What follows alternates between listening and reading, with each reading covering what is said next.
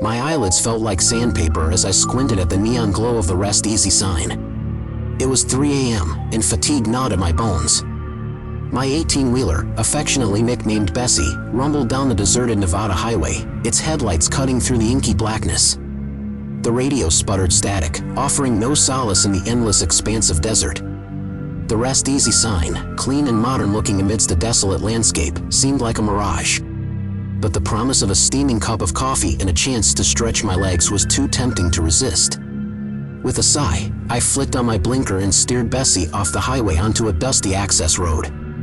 The rest stop was well lit, with a gas station, a convenience store emblazoned with a cartoon bear mascot, and a few well-maintained truck bays. Relief washed over me. This wasn't some sketchy desert dive, just a trucker's oasis. Parking Bessie, I stretched my stiff muscles and headed towards the brightly lit convenience store.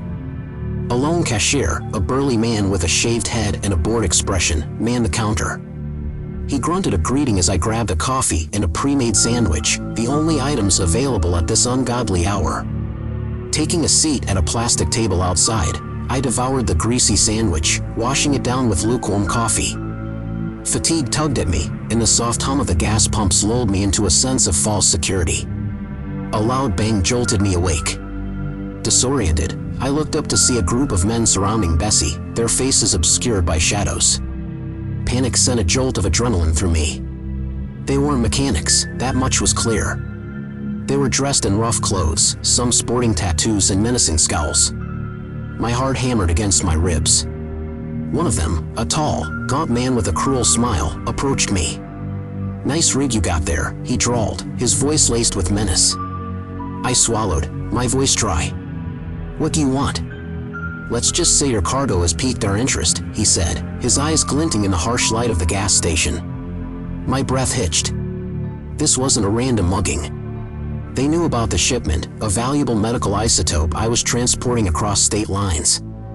The company had warned me about the dangers of road pirates, ruthless gangs that preyed on isolated trucks in the desolate stretches of the country.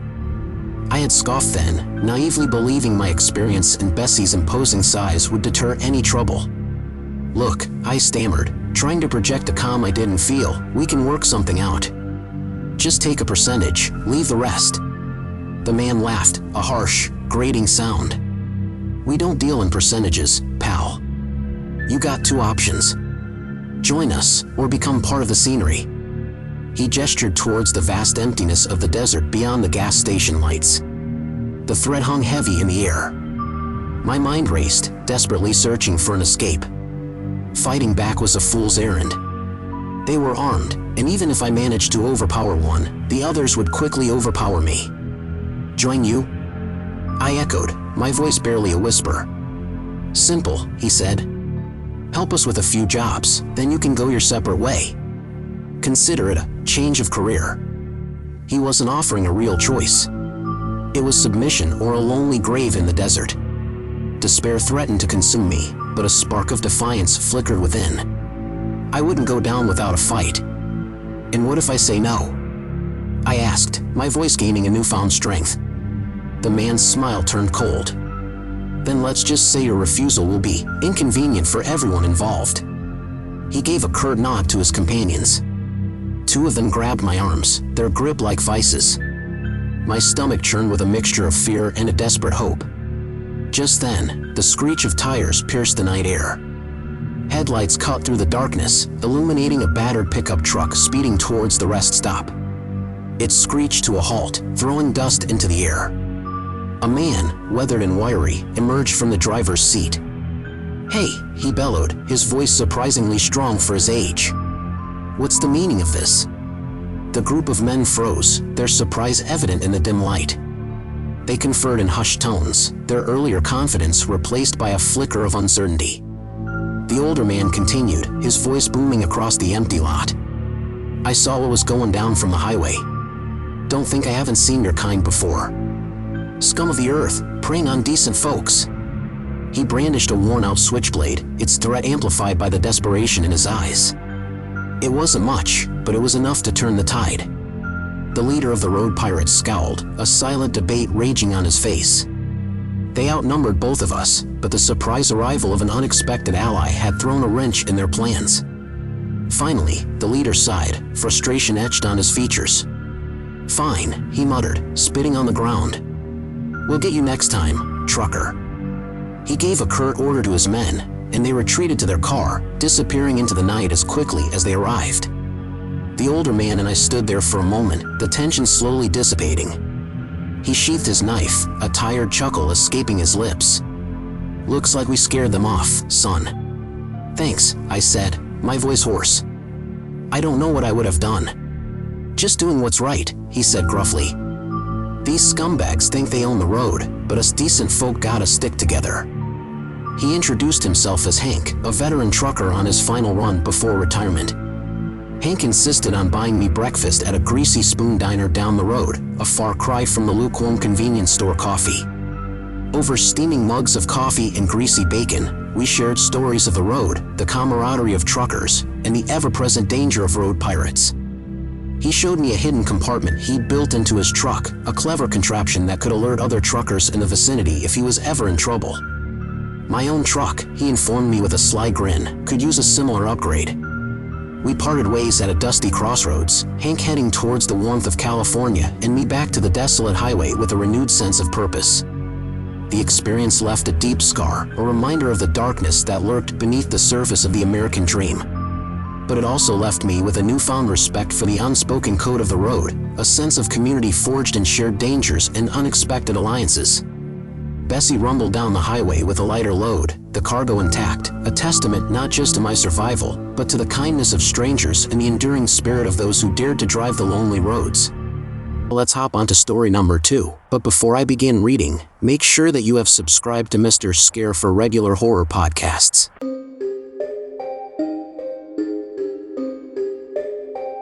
The late afternoon sun beat down on the endless asphalt ribbon of I-80, kicking up a shimmering heat haze. My trusty Peterbilt, affectionately nicknamed Old Blue, rumbled steadily eastward, the radio droning on about the upcoming Brood X cicada emergence. It was news I usually ignored, a buzzing annoyance for most, but nothing a seasoned trucker like me couldn't handle. Little did I know, that day would redefine annoyance. As dusk began to paint the sky with bruised orange hues, the air grew thick with a low hum. It started subtly, an almost imperceptible tremor in the stillness. Then, like a switch flipped, the hum morphed into a deafening cacophony. Cicadas. Millions of them. They descended on Old Blue like a living storm. The windshield became a grotesque kaleidoscope of twitching wings and beady red eyes. The truck shuddered under the sheer weight of the insects clinging to its exterior. Panic clawed at my throat. I slammed on the brakes, the rig screeching to a halt on the shoulder. The buzzing filled the cabin, an oppressive wall of sound that vibrated through my bones. I reached for the air conditioning, but the comforting whoosh of cool air was replaced by a deafening roar as the vents became clogged with the writhing mass. Claustrophobia threatened to consume me. I ripped open the door, only to be met with a wave of buzzing bodies. They swarmed over my exposed skin, their tiny legs tickling like 1,000 sandpaper-coated needles. With a primal scream, I slammed the door shut and fumbled for my phone. The signal was weak, crackling, but I managed to catch snippets of news reports.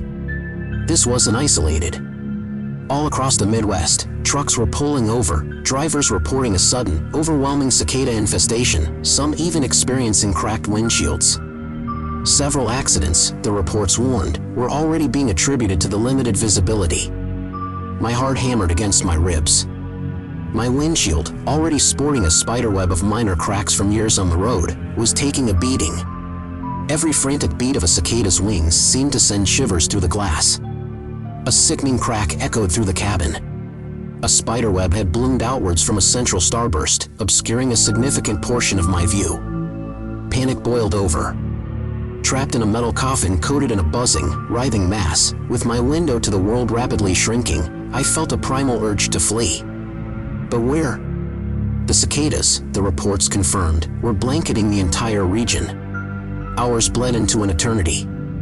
The air grew cooler, the cacophony settling into a maddening drone. Just when I was about to succumb to despair, the sound wavered, a hint of a rhythm emerging. Not the chaotic buzzing, but a low, pulsating hum. Fear warred with curiosity. Slowly, cautiously, I cracked the window open a sliver.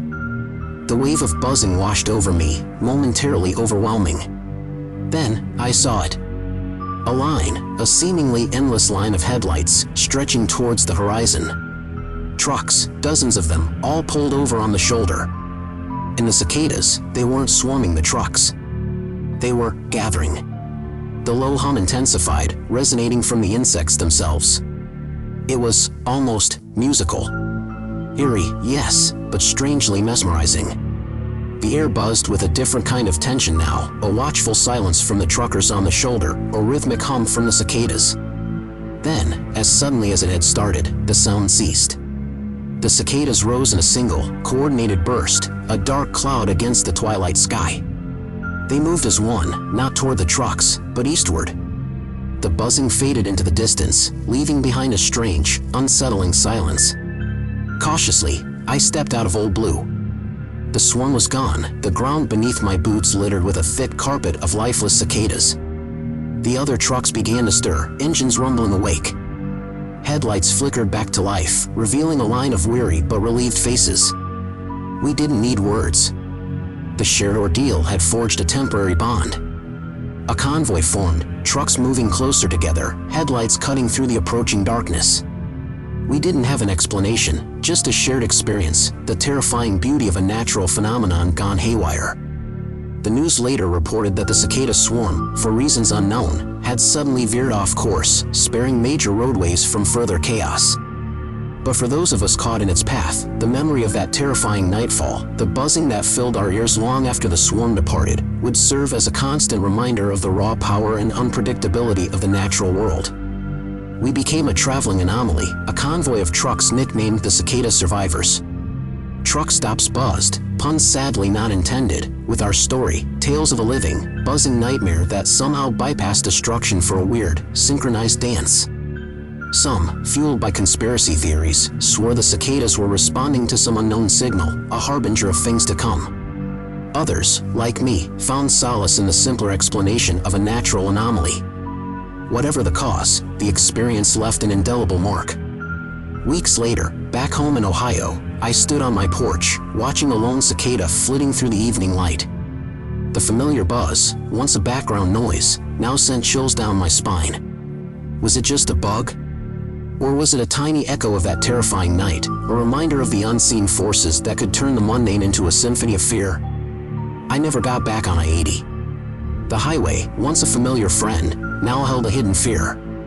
Instead, I stuck to back roads, the comforting rhythm of smaller towns and familiar faces a balm to the unsettling mystery. The experience also changed the way I listened to the radio. Weather reports became more than a formality, they held a new weight, a heightened awareness of the power of nature, both breathtaking and terrifying. Years later, the Great Cicada Event as it came to be known, faded into a local legend. But for those of us who lived through it, the memory lingered, a chilling reminder that the most terrifying monsters sometimes appear not in the darkness, but in the buzzing symphony of a summer night.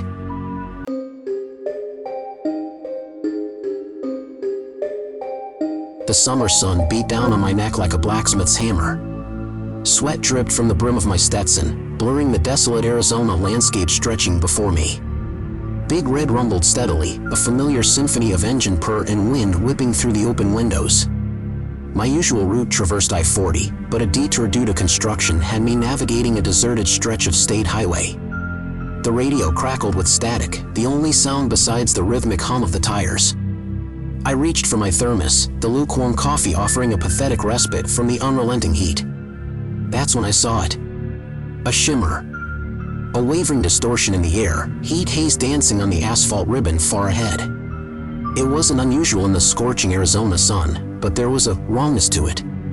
It pulsed, a rhythmic shimmer that sent a shiver down my spine. My gut clenched. Turn back, a voice, a primal instinct, whispered in my ear. Ignore it, another voice, logic this time, countered. Just a heat mirage, nothing more. You're on a deadline, remember? Pressing on, I squinted through the windshield. The shimmer intensified, morphing into a shimmering curtain that seemed to drape itself over the highway. It was unsettling, like looking through a cheap, warped funhouse mirror. The radio sputtered to life, a distorted voice breaking through the static. "This is Truck 27. Be warned, shimmering stretch, stay back." The voice cut out mid-sentence, replaced by a burst of static. Unease tightened its grip on me. Was that a warning? But from what? Curiosity, a stubborn streak passed down from my father, battled with the rising tide of fear. Reaching the shimmering curtain, Big Red rumbled into it. The world shimmered and warped, the asphalt beneath the tires shimmering like heated asphalt on a summer day. Then, the world tilted. I slammed on the brakes, the rig shuddering as it lurched to a halt. The air grew thick with the acrid smell of burning rubber. With a sickening groan, the asphalt directly in front of Big Red crumbled, the highway disappearing into a bottomless abyss. Terror choked off my scream. Big Red hung precariously on the edge, the ground disappearing into an endless black hole. My heart pounded a frantic rhythm against my ribs. Hands shaking, I grabbed the radio. "Mayday. This is Truck 18, State Highway, collapsing." My voice cracked with fear. Static. No reply. Then, another voice, faint and distorted, cut through the static. "This, Truck 32, trapped, highway gone." More static. My stomach churned. I wasn't alone. Others had fallen victim to this, whatever it was. Panic threatened to consume me, but a flicker of defiance sparked. I wouldn't succumb to fear. I cautiously crawled to the back of the rig, peering into the abyss. It was impossible to see anything in the darkness, but the air that rose from it was hot and stale, carrying the faint scent of sulfur. The radio crackled again. "Truck 32, supplies running low, need help." The voice was weak, desperate. This was no heat mirage. Something was seriously wrong with this stretch of highway, and I had fallen victim to it, along with others. Rescue wouldn't be coming anytime soon. I had to find a way out. Grabbing what supplies I could from the back of the rig, water, flares, a first aid kit, I settled in for a long and terrifying wait. The silence, broken only by the groaning of the truck and the occasional panicked message on the radio, was deafening. As the hours crawled by, the sun began its descent, painting the sky in fiery hues. A flicker of hope ignited within me. Maybe, just maybe, with the change in temperature, the shimmering barrier would disappear. Nightfall brought a different kind of fear. The abyss spat out strange, guttural sounds, growls, screeches, things that seemed to exist just outside the realm of human comprehension. Were there creatures down there? The thought sent shivers down my spine. By morning, the shimmering barrier remained, mocking me with its heat-haze facade. Desperate, I fired a flare into the air, a silent scream for help against the vast, unforgiving landscape. Then, just as despair threatened to consume me, a flicker on the horizon. A helicopter, its red and white markings a beacon of hope against the desolate backdrop. The helicopter swooped closer, circling Big Red before landing a safe distance away. A rescue team, clad in safety gear, rappelled down. Relief washed over me in a wave so powerful it nearly brought me to my knees. They assessed the situation, their faces grim but professional. Apparently, a rare geological phenomenon, a sudden shift in the Earth's crust exacerbated by the extreme heat, had caused the highway section to collapse. It wouldn't be a quick fix. They would secure the truck and airlift me to safety. As the helicopter lifted off, I couldn't help but take one last look at the abyss. The shimmering barrier had vanished, replaced by a vast emptiness that sent chills down my spine. There was no sign of the other trucks, no answers to the faint, desperate voices that haunted the radio the night before. Back on solid ground, debriefed and shaken, the story unfolded. The collapsed section of highway became a media frenzy, dubbed the Vanishing Stretch. Search efforts were launched, but no trace of the other trucks or drivers were ever found.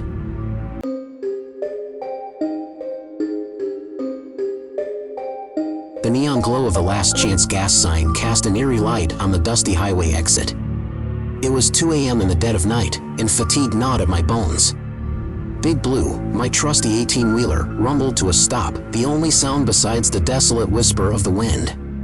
Just as I was reaching for the radio, a figure materialized from the shadows, a young woman, hunched against the night chill.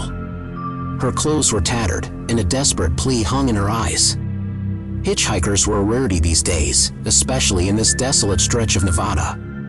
My gut told me to keep driving, but the memory of a similar situation, years ago when I'd picked up a homeless veteran stranded in a snowstorm, tugged at my conscience. "Hop in," I sighed, pushing open the passenger door. She introduced herself as Sarah, her voice barely a whisper. She was traveling to San Diego, she said, escaping an abusive ex. Her story resonated with me, and the sincerity in her eyes dispelled my lingering doubt. The rest of the night passed in a blur of quiet conversation and the rhythmic hum of the engine. I offered her a sandwich and coffee from my stash, grateful for the company in the vast emptiness. As dawn painted the sky with streaks of orange and pink, I pulled over at a rest stop for a quick fuel up. That's when the first strange noise came, a metallic scraping sound, followed by a muffled grunt from the back of the trailer. My heart jumped into my throat. Big Blue only carried medical supplies, nothing that could make such sounds. Had I picked up a stowaway? "Sarah?" I called, a knot of unease twisting in my stomach. "Did you hear that?" She shook her head, eyes wide. "Hear what?" I climbed down from the cab, my hand hovering over the pepper spray clipped to my belt. As I approached the trailer, the scraping became more pronounced, accompanied by a series of muffled thumps and what could have been screams. Panic clawed at my throat. Ignoring the growing tremor in my hands, I fumbled for the trailer latch. Inside, the scene that greeted me defied explanation. Stacked high were crates of medical supplies, but nestled between them was a hidden compartment, its door forced open. And inside, people. A dozen faces stared back at me, faces etched with fear and desperation. They were crammed together, some gagged, some bound. The metallic scraping had come from the makeshift locks they were forced to wear. "What the?" Sarah's voice, laced with horror, echoed in the confined space. Suddenly, the air filled with the unmistakable sound of approaching tires. A pickup truck, sleek and black, was pulling into the rest stop parking lot. A man, tall and menacing, stepped out, his eyes narrowing at the open trailer door. "Leaving a bit early, aren't we, Hank?" he snarled, his voice dripping with venom. "And who's your new friend?" His gaze flicked to Sarah, who shrunk back in terror. Thinking fast, I slammed the compartment shut, adrenaline surging through me. "Road check," I stammered, hoping for a miracle. "Just checking the cargo." The man's gaze held mine for a moment, a silent debate raging in his eyes. Finally, he grunted, "All right then. See you around, Hank." He climbed back into his truck and sped away, the dust settling in his wake. My knees buckled, and I slumped against the trailer wall. Relief, terror, and a sickening sense of guilt warred within me. I was no hero, but now I was an accomplice. And those terrified people were depending on me.